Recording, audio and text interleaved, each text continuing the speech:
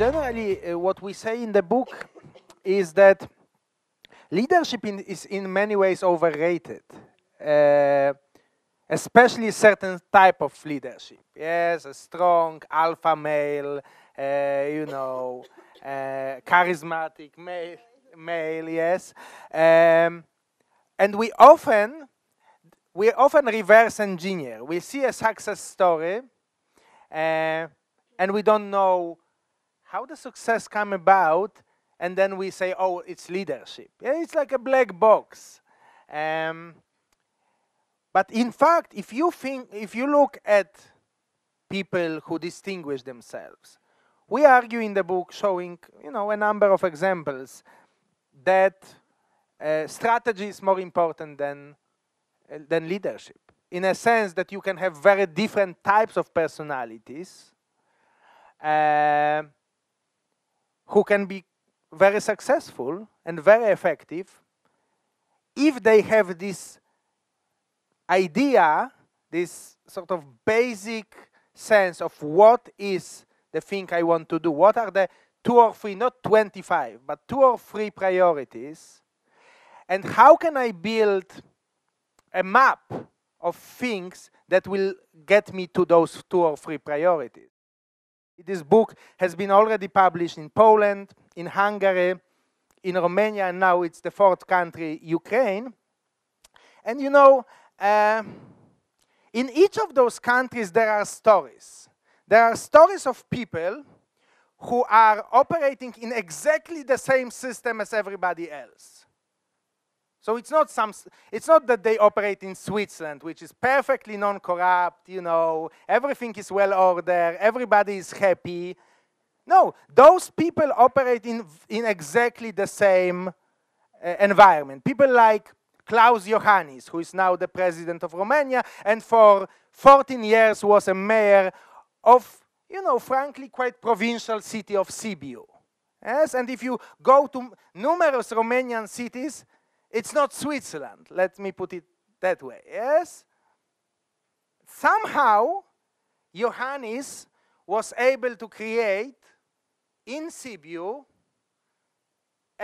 you know, an economic miracle of sorts, yes? Did he have different people? Did he have different Romanians from Romanians in all other cities? Was he made of you know, of different DNA than his fellow countrymen?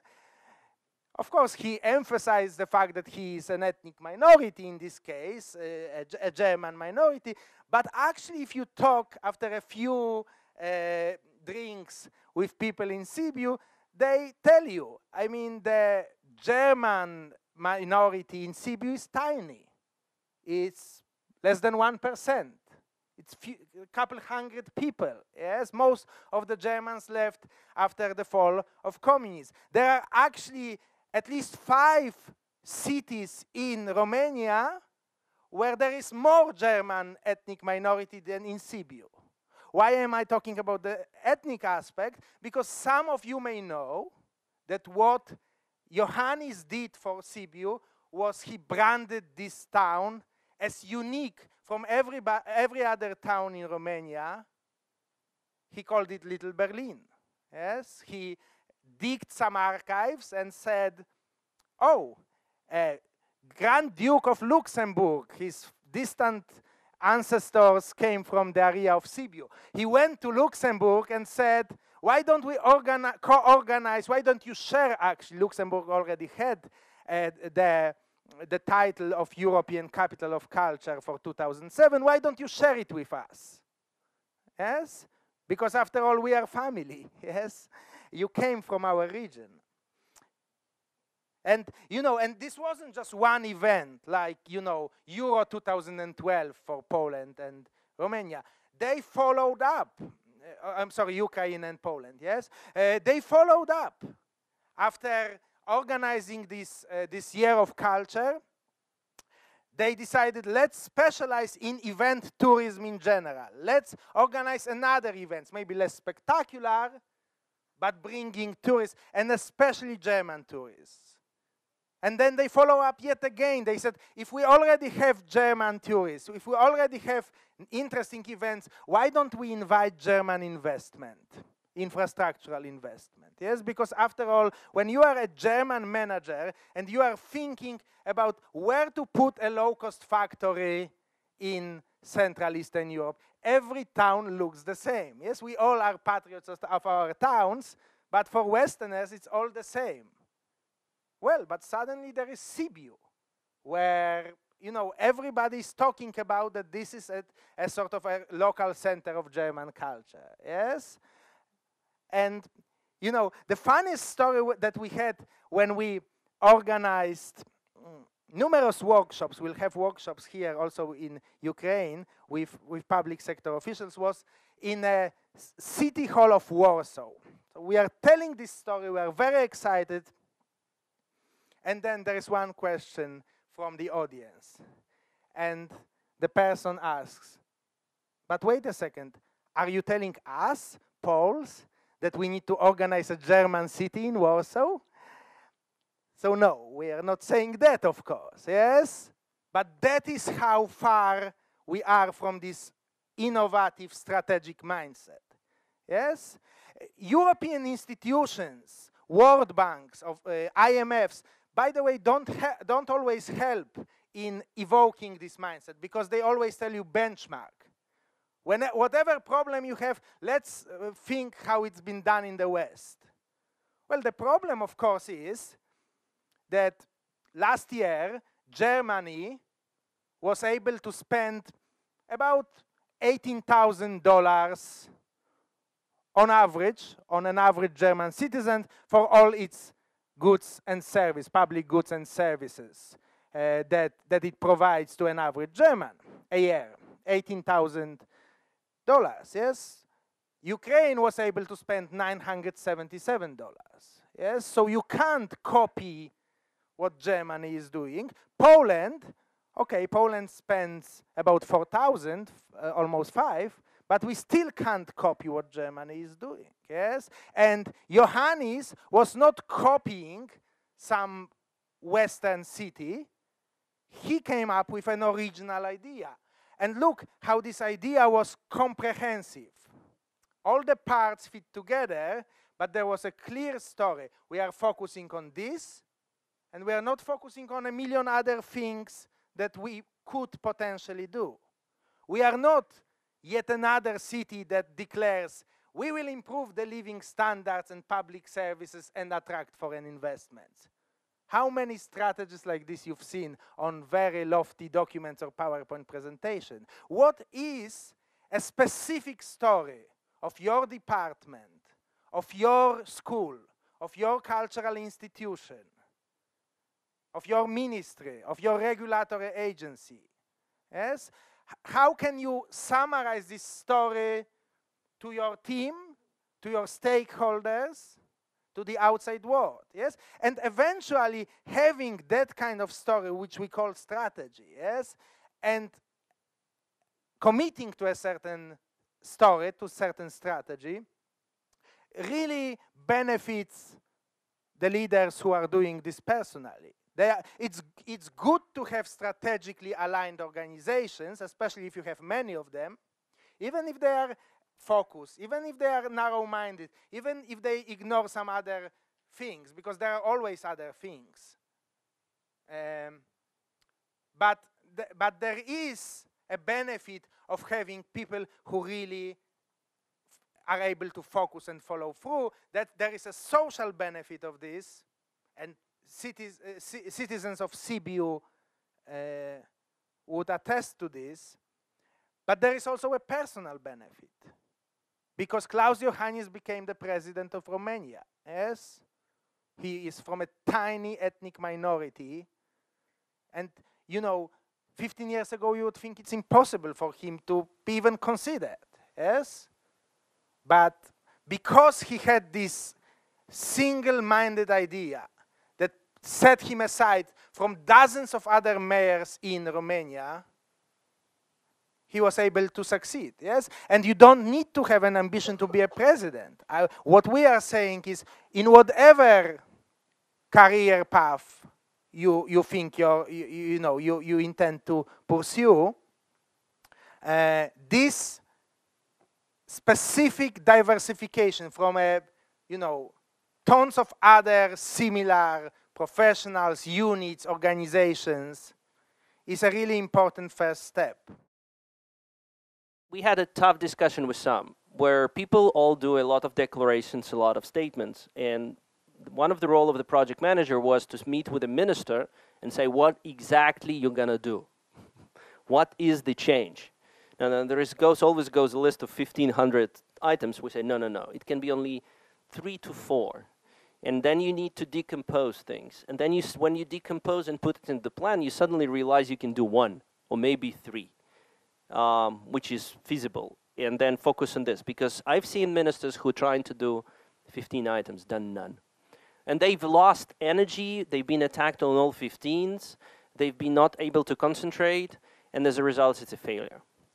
Another thing is ability to understand what's your capacity. What actually you can do.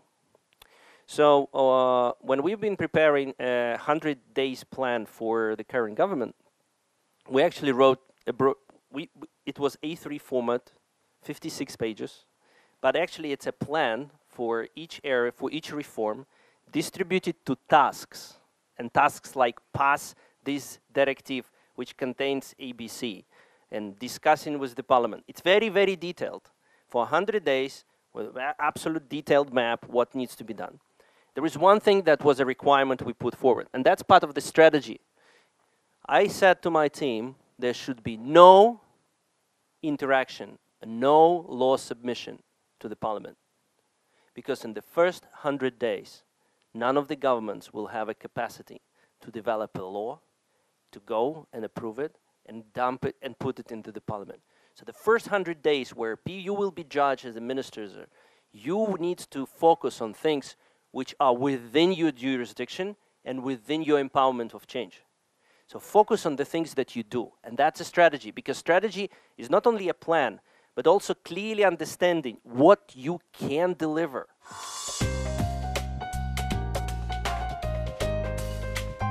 In the book, we are also talking about strategy execution. For me, today, when I look at the private sector and public sector, in strategy execution, apart from some leadership skills, but many people, as Maciej mentions, you don't have to be the born leader.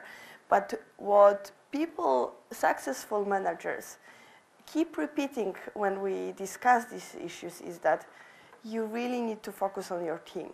You really need to find people, motivate people with whom you will deliver your strategy. And this is tough, but I think when we talk about leadership, I shared this conviction with Maciej that today is much overrated. Beyond, having your strategy and being able to motivate, to find good team members and to motivate them all the way down to your strategy execution.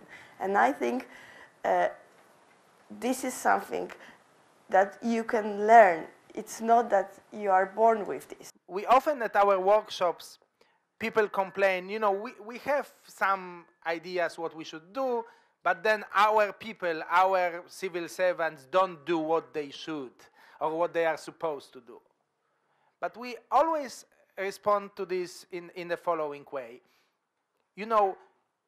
Look at the mirror and say honestly, when was the last time when you communicated to your civil servants, to your team members, with no hedging, with no obfuscation, in clear, unequivocal terms, what they should, what they are supposed to do? When was the last time you clearly articulated which of the 25 things that the law says your team should do are the really make or break things? Yes, and then often we have a long silence at our workshops, which shows you the importance of this focus. For me, leadership it's a vision, it's people management skills. It's something that's very much luck, in the public sector development, I've seen very few people who actually really managing their people, who meet with them, who discuss with them, who spend time with them. And I think there's a big gap between senior politicians and the teams who work for them. There is a big distance that actually exists between close circle, and then there is a prirva. And sorry, it's a beautiful Ukrainian word. For this exactly, it's basically kanyon. It's a huge, and then there is people who do the job. And I think I've seen very few people who actually do care about the salary and compensation, and those people actually have kids, and are they, you know, not have any problems? Do you actually care about your employees? It's interesting because in corporate wealth, I've seen the similar things, but because there is more granularity, it's more eloquent the way how it's done in the corporate sector. But in the public sector, that's a challenge. Whenever you are a change agent in any organization, you need to find the person. Seniors are usually conservative. Doesn't matter if it's private or you get to the private sector, you would be surprised how conservative they are. As a former member of being 25 years in the board of directors whose average age 65, I can tell you, yes, tough. So you need to find somebody, one person who is senior, who would be open to your ideas. You need to search to find that. There will be always something. You need to understand their political agenda, if we're talking about government, or their career agenda, or their aspirations. So you need to understand the dynamics of this. And that's why stakeholder analysis is very critical. Who will be the main benefiter of the things you want to introduce? And then you need to sell. Sorry, sales skills, nobody. You know, if you can't persuade people in 3 seconds in the elevator what it's all about, tough luck. Your idea is not going to pass through anywhere. So you need to find those who will become your advocates. And you start slowly building the coalition around your idea. Will there be resistance? Tons of resistance. There will be nobody waving flags and welcoming your idea. Just be ready. I don't want to build a false expectation. But if you start building person here, person there, there will be something that you also need to understand. Somewhere you need to sacrifice your idea in some areas. Because in order to win, to make a bigger coalition, you need to compromise somewhere. But at the end, you would like to advance with your idea. That's why my advice, stakeholder analysis, find the people who would be allies with you. And I can tell you from my experience, I came to the public sector with intention, fire every single person. That's how I came to presidential administration. And I was in charge of their firing people, okay, at the beginning. Get the lawsuits against me and other things.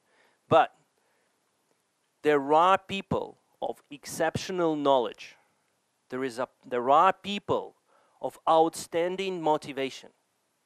There are people who are shy, who've been depressed, who've been suppressed, who never had an opportunity to speak and develop. You need to find them. You can actually become friends with them. It will be extremely difficult. But if you get these people, you would be surprised on the result. You will start getting people and friends who will get together with you and start pushing. I've seen it. I believe in unity of two groups, young generation like you and old generation.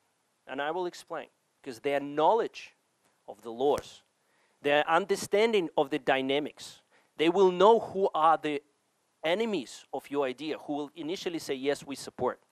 So find someone who is senior and who will help and to be aligned with you. That's the power of change. 3 things that practical. Clarify your roles and responsibility with senior. Just very clearly, can I make decision this?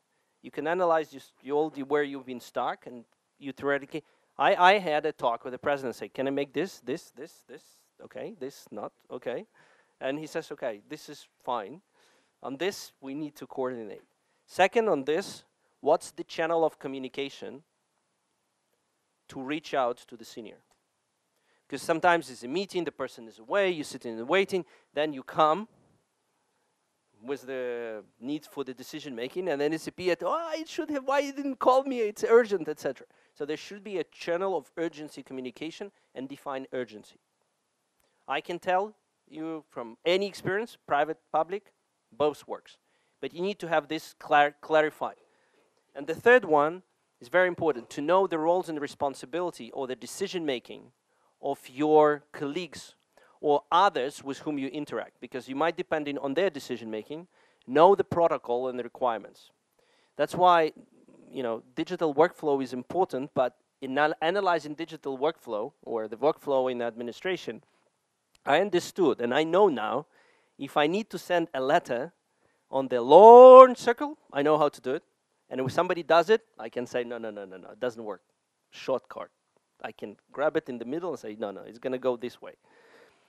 So, but a lot of people do not know how your organization function, which departments you have, what decisions they make. Do they make any decision? Who authorizes what? And when something like people do not make decision, you can always bring it up, say, sorry. You come to the head of the department and says, you know, why you send it this long thing? Well, you've been told to, etc. So knowing your organization structure, how it performs, including, you know, how they sometimes place. But this comes after 3 years in Ministry of Education. I'm pretty sure you're very well aware the tips and tricks how long seasoned bureaucrats play. But the key difference between all of you is that you are young, you are creative, and you overcome them.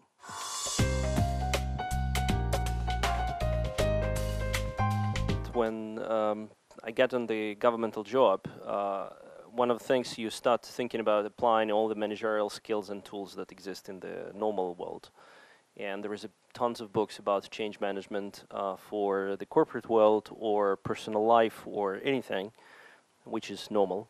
And then you face things which is abnormal, which is politics, plus government, and plus the environment or the state of affairs that represents Ukraine.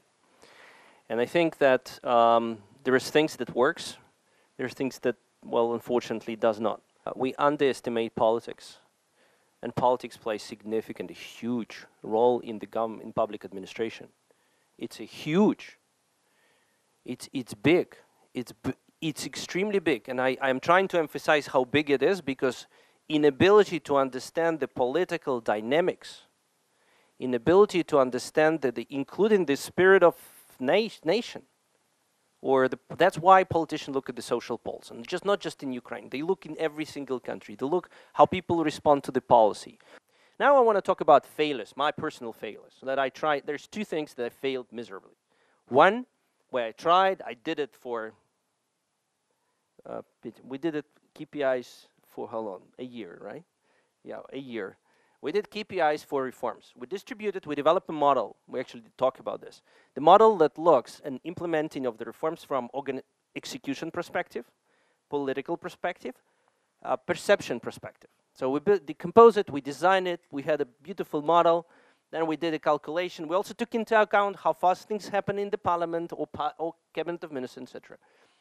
So the first thing, what I didn't underestimate, in the business, competition between departments or countries, if you are in the multinationals, drives positive. It drives improvement.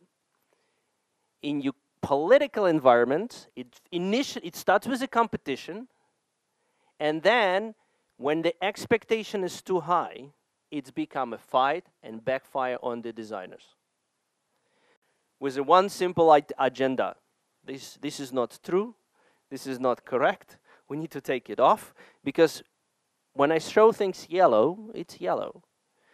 We've been able to implement successfully KPIs and implementation plan for visa liberalization. We had 144 items. We trace them every day. President and Prime Minister had every day on their desk what's not done with the last name of the person who didn't do this. And now everybody comes to Poland. And that worked. But the moment you start building a KPI system, which should encourage, initially ministers pushed, but then their teams start pushing back aggressively, and they start attacking everything without improvement. So first failure, big failure, because it's gone. We no more doing this. Was KPIs for different reforms, like success of reforms. We talked about this, we did presentation, we could compare things, it's gone. The second failure is actually how you talk with the parliament. Misunderstanding the logic of the parliamentarians or the parliament in any country is a it's a problem of the people who come in from the private sector, who are not politicians, to deal with the parliament. Parliament is independent. Parliamentarian is holy cow. They're not touchable. You can't write a letter, we agreed that you will vote for this. Forget it. You need to work, and this is a learning that the president gave me. When we designed the National Reform Council, this is true, this is not written anywhere, this is true. I designed the concept of the stakeholders and the National Reform Council. He himself, when he read everything, he wrote with his hand, leaders of the fractions of coalition. Why? I never heard. I said, oh, leaders of the parliamentary committees, leaders of the cabinet of ministers, civil society. Very smart, right? Those who make technical decisions. But I forgot one group of people, political decision makers. Mm-hmm. If you don't bring in political decision makers into then whoever is technically running a committee in the parliament, he or she will be overrun by political agenda of the fraction. And having a political people in the team of the early discussion of some of the reforms, these reforms we now have proof on, I have many, a huge list. They immediately push the reforms. If you invite them at the last stage, oh, I can give you a lot of stories where even good laws, fully supported by technocrats, they will be killed. Why? Because you did not invite parliament to early discussion. And that's, I think, the technocratic government sometimes forgot that if they do not embrace politicians from the parliament, they will fail. I would add one more thing that we address in our book, which is the failure to really address the end recipients of a given policy. And we have this really sad case from Poland. Now it's really painful as young parents. We follow that story. It's about public education. So basically, the public education in Poland has been regarded as quite a good one, even from the communist times. We had really good high schools, good science, and generally the system was regarded as okay.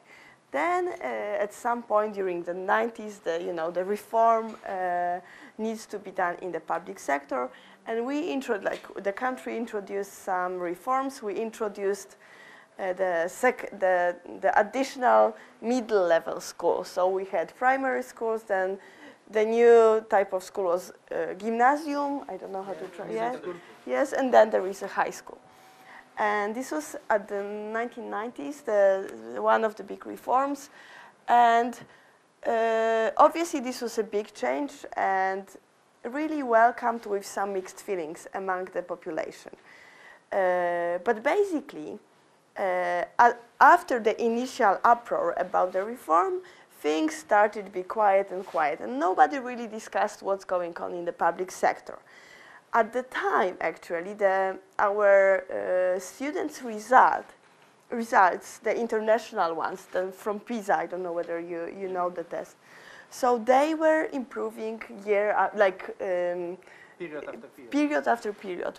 Polish children, teenagers, were doing fine in these tests, to the extent that we got to top 10 from all around the countries in the world. So it seemed like a quite successful reform, or a system at least.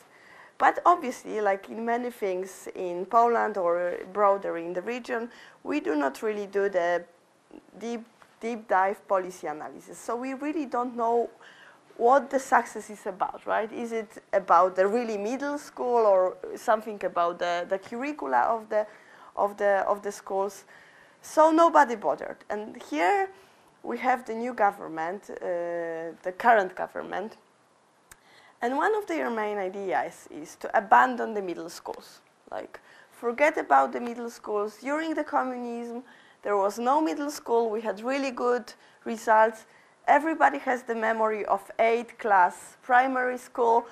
And like this was at the time we were writing the book, and one of our first chapters is about fact-based policy making. So if you present some reform, like give us facts, give us, you know, result of your analysis to support the change. Change for the sake of the change is like sometimes it's a very risky stuff, right? But because the government is quite powerful, so they were successful in introducing this reform. And the population was generally and what, oh yes, thank you for, yes, and basically what I'm trying to say is that population rallies about this change, but again, nobody knows why we are introducing it, why we put at risk great results we are achieving in public education. And I think this is one of these key failures of our democracies, that we do not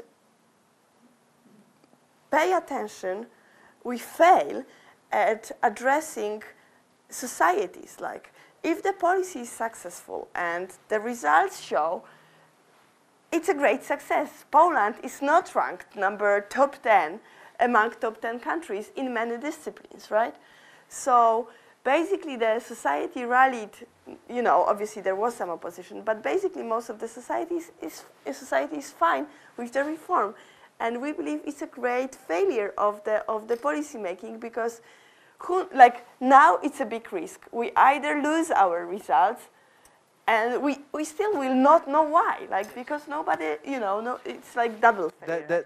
The lack of ability to sell policies, exactly not paying attention, being too technocratic, it's a real tragedy. Because if you think about it, our countries are so bad in so many fields that when we are good, we should cherish that, and we should explain to our political stakeholders that, you know, if it's not broken, please, please, please don't fix it. Yes.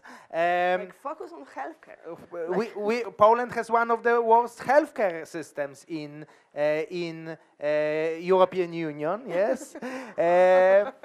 Which we are not addressing. Yes. But this is exactly the thing that Dmytro is emphasizing. When you are too technocratic, when you think too much about, oh, we have great PISA results, yes, international experts are praising us, we are off the hook. No, you are not off the hook, because you need to explain it to parents, you need to explain it to your voters, you need to explain it to key stakeholders.